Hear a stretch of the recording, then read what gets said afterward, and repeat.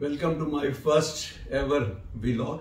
I'm Abid M. Anwar, the founder and CEO of Blue Apple Trainers, a management consultant, corporate trainer, as well as motivational speaker and business coach. आपको ये चार चीजें सुन के ऐसा तो नहीं लग रहा कि jack of all trade and master of none वाली बात हो? नहीं जनाब, ऐसा नहीं है। आज जो मैनेजमेंट साइंस है वो ये कहती है कि अगर आपने 10,000 घंटे कोई भी आपने स्किल सीखी है या स्किल पे अमल किया है तो आप उस स्किल के एक्सपर्ट हो जाते हैं। मसलन आपने गाड़ी चलाई, मोटरसाइकिल आपने 10,000 घंटे चलाई, किसी मशीन की ऑपरेशन की या कोई काम किया या जहाज चलाया, अगर आपने 10,000 घंटे ये काम कर लिया तो फिर आप इसके एक्सपर्ट हो जाते हैं।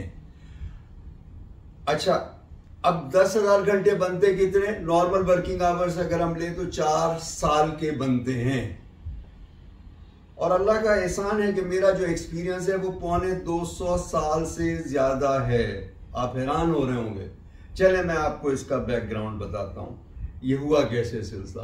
बात यह है कि मैं एक वाजबी सा, एक एवरेज सा स्टूडेंट रहा हमेशा, और मेरी जितनी भी मार्कशीट आती थी, जितने भी मेरे कार्ड्स आते थे, रिपोर्ट कार्ड्स आते थे, उसके ऊपर ये लिखा होता था कि रियायती तरक्की से पास किया गया। बिल्कुल एवरेज सा स्टूडेंट था। उसके बाद बात यह है कि आपकी जिंदगी में रेड लाइट आनी ही होती है, किसी ना किसी वक्त रेड सिग्नल आना ही होता है। आप उसके ऊपर किस तरह से बिहेव करते हैं, कैसे रिएक्ट करते हैं या कैसे रिस्पॉन्स देते हैं। अगर आप रिएक्ट करते हैं और दिल से करते हैं, इमोशन से करते हैं, तो हमेशा आपकी नजर में फेलर होगा। तो हुआ ये कि मेरे फादर की अचानक डेथ हो गई और मैं उस वक्त सिर्फ 16 साल का था और मैंने सिर्फ मैट्रिक ही किया था।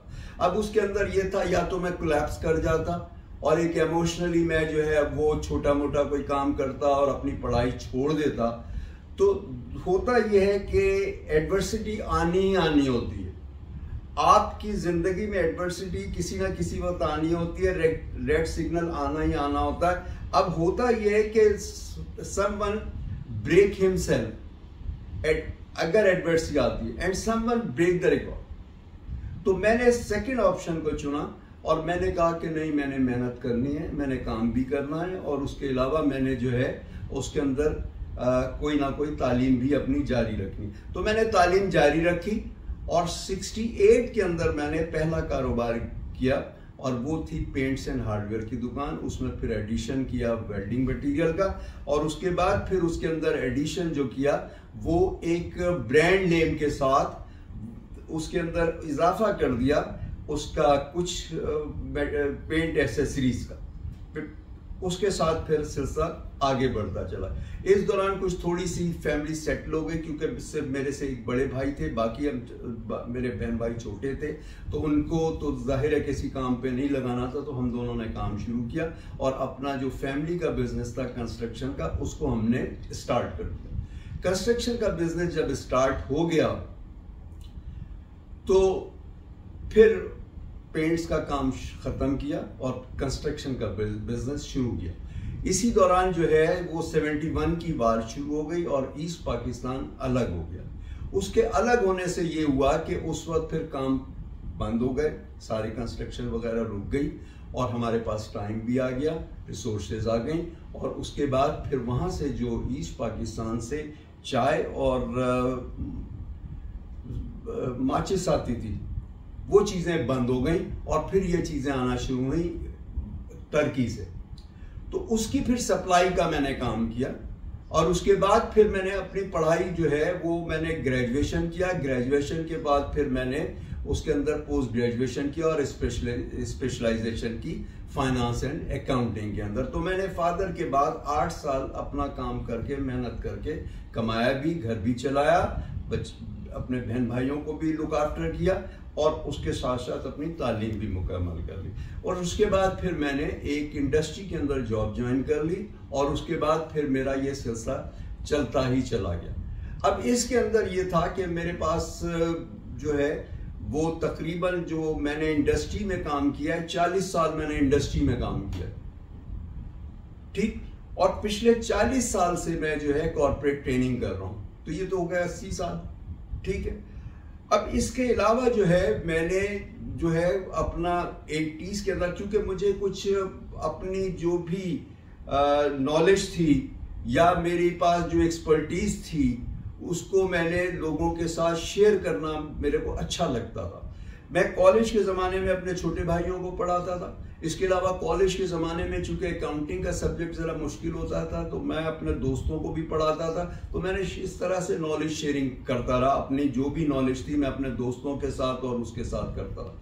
इसके बाद फिर एक सिलसिला ऐसा हुआ कि मैं इस्लामिया कॉलेज का प्रेसिडेंट बन गया 70 के अंदर, और उसके बाद फिर ये हुआ कि एक अकाउंटिंग के जो फर्स्ट ईयर के टीचर थे वो नहीं आते थे, अक्सर नहीं आते थे, तो उनकी जगह मैंने क्लास लेनी शुरू कर दी। यहाँ से मुझे शौक पैदा हुआ।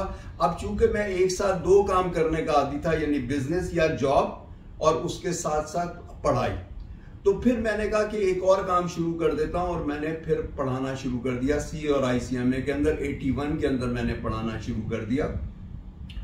इसके अलावा मैंने बैंकिंग सेक्टर और जो दूसरा सेक्टर है अकाउंटिंग वगैरह का, जो प्रोफेशनल अकाउंटिंग है, उसके पेपर्स बनाने और पेपर्स में इन्वॉल्वमेंट शुरू की। तो ये मेरा सफर जो है, ये नॉलेज शेयरिंग का मुझे वो था, मैं नॉलेज शेयरिंग करता रहा। और इसके अंदर मैंने जो है उसके अंदर बहुत सारी जगहों पे अपना, जैसे छोटे भाइयों के साथ कॉलेज के ज़माने में नॉलेज शेयरिंग करता था, उनको सिखाता था, पढ़ाता था। इसी तरह से जो कॉलेज के अंदर दोस्त थे उनको भी मैं, अकाउंटिंग ज़रा मुश्किल सब्जेक्ट था उसको, और दूसरे सब्जेक्ट जिसको मैं सीख लेता था, समझ लेता था, वो उसकी नॉलेज शेयरिंग करता था। इसी तरह से इस्लामिया कॉलेज के अंदर मैं 70 के अंदर जब प्रेसिडेंट बना, वहाँ का कॉलेज का प्रेसिडेंट बना, तो उसके अंदर ये हुआ कि वो जो है मैंने एक अकाउंटिंग के टीचर फर्स्ट ईयर के अक्सर नहीं आते थे, तो जिस दिन वो नहीं आते थे तो मैं वो फर्स्ट ईयर की अकाउंटिंग की क्लास लेता था और मैं खुद भी कॉलेज में पढ़ रहा था। तो उससे मेरे को, यानी एक तो मेरी नॉलेज बढ़ी, दूसरा मुझे नॉलेज शेयरिंग के अंदर मजा आने लग गया।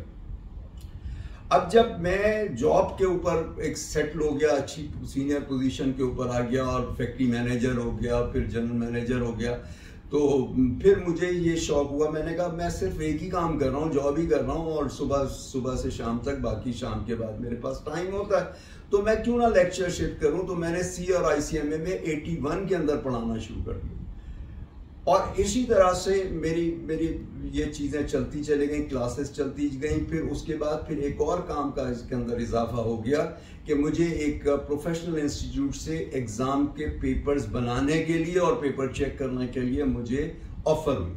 मैंने वो ऑफ़र एक्सेप्ट कर ली। मैंने कहा ठीक है, ये तो छुट्टी वाले दिन भी हो सकता है, वीकेंड्स पे भी हो सकता है, और लेट आवर्स में भी हो सकता है, फारिग औकात में हो सकता है, तो मैंने वो ऑफ़र एक्सेप्ट कर ली। उसके बाद फिर मेरे पास जो है पाकिस्तान का जो प्रीमियम बैंकिंग इंस्टीट्यूट है उसकी भी यही ऑफर आ गई। तो ये सारा सिलसिला चलता गया। तो ये प्रोफेशनल इंस्टीट्यूट्स के साथ पढ़ाना और एग्जाम वगैरह का जो मेरा सिलसिला और इन्वॉल्वमेंट थी, ये तकरीबन 35 साल चली है। ठीक हो गया।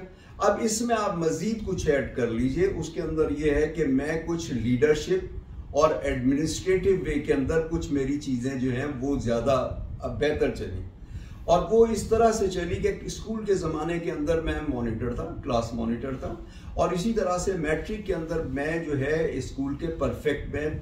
अच्छा, स्कूल के अंदर क्लास मॉनिटर के अलावा एक और मेरे पास ये हुआ सिलसिला कि मैं चूँकि स्कूल के ज़माने में एक्टिव था, तो मुझे स्कूल के अंदर मैट्रिक के अंदर था, मैट्रिक के स्टूडेंट्स में से कुछ परफेक्ट चुने जाते थे एक्टिव लोग, और उनका काम ये था कि स्कूल के तमाम स्टूडेंट्स के ऊपर एडमिनिस्ट्रेटिवली कंट्रोल करना। तो मैं उसके अंदर मैट्रिक के अंदर परफेक्ट बन गया। तो ये मेरा एक और एडिशनल एक स्किल डेवलप होनी शुरू हो गई। उसके बाद कॉलेज के अंदर मैं कुछ कमेटियों का मेंबर रहा, और उसके अलावा मैं कैबिनेट मेंबर भी रहा, और फिर 70 के अंदर मैं इस्लामिया कॉलेज का प्रेसिडेंट बन गया। इस्लामिया कॉलेज उस ज़माने के अंदर उसकी अहमियत ये थी कि कराची यूनिवर्सिटी से ज़्यादा इस्लामिया कॉलेज कराची में स्टूडेंट्स पढ़ते थे। पूरे पाकिस्तान से लोग आते थे, स्पेशली पंजाब और गिलगित हुंजा से आते